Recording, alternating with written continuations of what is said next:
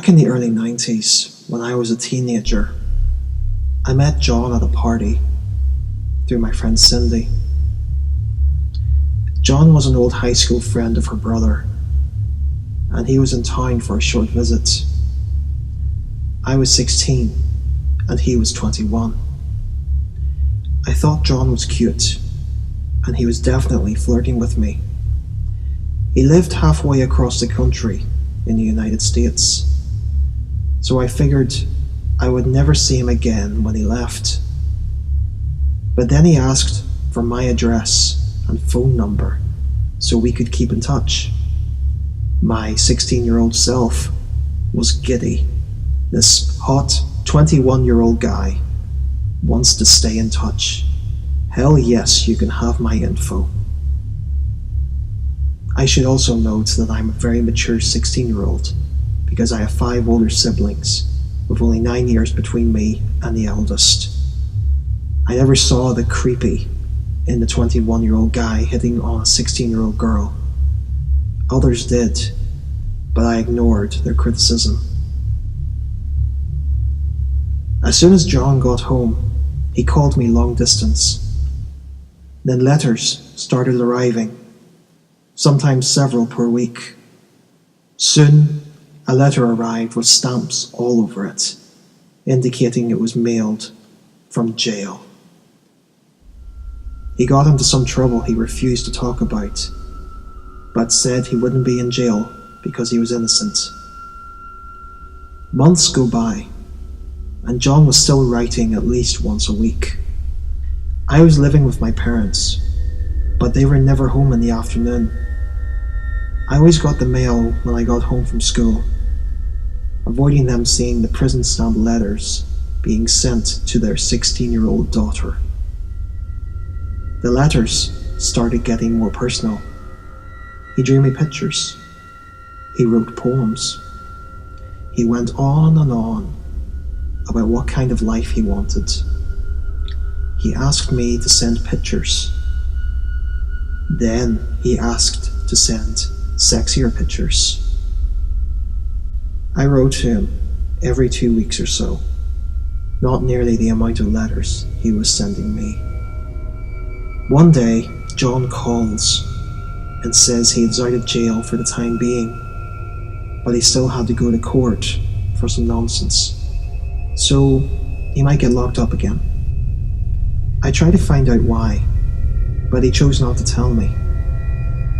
He said it didn't matter because he was innocent and it was all messed up, etc., etc., etc. He started calling again. A lot. I was 17 now, and rarely ever home. So he started calling later and later at night, which got me in trouble. He was getting more and more obsessed with knowing everything I did. This guy was not my boyfriend.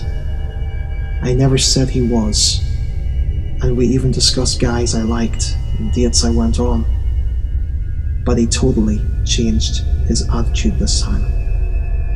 I was tired of his interrogations, so one night, when he called, I lied and said I hadn't done anything. I was sick and in my room sleeping. I just wanted to get off the phone and go to bed. He flipped out and proceeded to tell me exactly what I had done that night and named the people I was with. My brain broke, and I just hung up and took the phone off the hook. After a sleepless night, I called everyone the next day. John was 1,000 miles away, yet somehow he knew where I was last night, and he knew like the instant I got home, because the phone started ringing before I even got close to the front door. What the hell, right? No one knew anything about it. I talked to Cindy and her brother. They hadn't talked to him.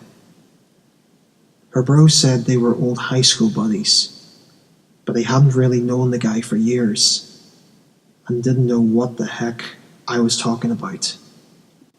Now a large number of people were freaked out. The circle of inquiry expanded as everyone tried to figure it out. We found no answers. John called every night, but I didn't answer. After 10 p.m., I would take the phone off the hook in my bedroom. My older siblings had all moved out at this point, and my parents never noticed. So I wrote more letters, detailing the things I was doing and who I was with, telling me how much I meant to him, and he couldn't understand why I wouldn't talk to him.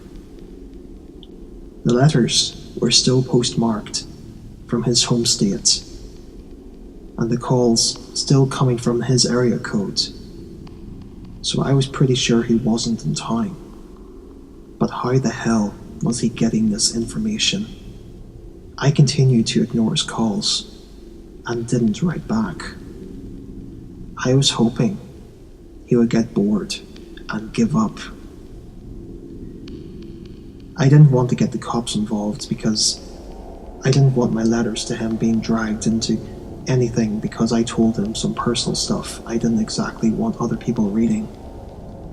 Though the stuff I said was just minor drama stuff, and I really didn't like cops and didn't want them involved in my life. Finally, I was on the verge of going to the police. I actually started writing out a statement with a timeline and sorted the pile of letters from him. But then the phone calls and letters suddenly stopped. A month later, I got another letter covered in stamps. He was back in jail and crazy as ever.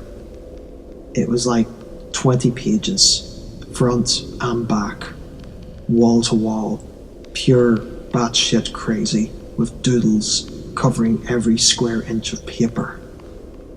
I wrote back a single page with only enough words to explain that if he ever called or wrote again, I would take every single page he had ever written to me and send copies to the police in his local city, the warden of the jail he was in, and to his old high school buddy, Cindy's brother, so he could spread the word about John's craziness back through his old acquaintances.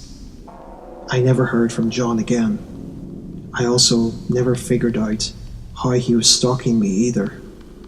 Of all my friends back then, I can't think of any of them that would have been playing spy for this guy and lie about it. I even tried switching up the people I was hanging out with, but John would still know. And his letter would be like, "Did you have fun after school on Tuesday with your new friend? Are you working on an assignment together?" I didn't have a cell phone. I didn't have a home computer. I didn't talk on the phone about things he knew about. The only thing I can come up with is John must have paid someone to watch me. Because without the internet, this guy managed to stalk me from 1,000 miles away. To this day, no one in my family knows about this.